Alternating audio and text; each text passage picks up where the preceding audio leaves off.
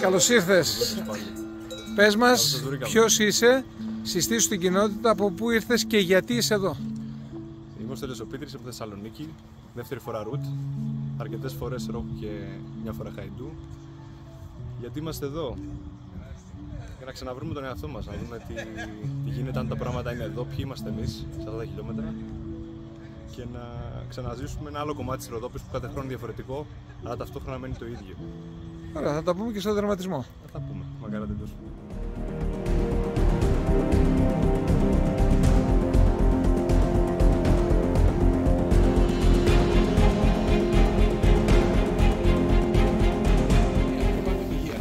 Διάστερος. Διάστερος, δεύτερη φορά. Ποια είναι τα μαθήματα της δεύτερης φοράς? Της δεύτερης φοράς.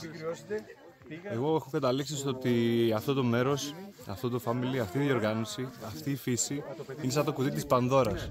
Θα σου φέρει ζέστη, κρύο, βροχές, στεγνά μέρη να τρέξεις, ανθρώπους, εθελοντές, φίλους. Δεν ξέρεις τι θα σου ξημερώσει. Και αυτό φυσικά είναι το ultra mindset, δηλαδή να τα δέσεις όλα μαζεμένα και να πας παρακάτω. 3 ακόμα, μέχρι τα 5. Θα γίνει και αυτό, σιγά σιγά.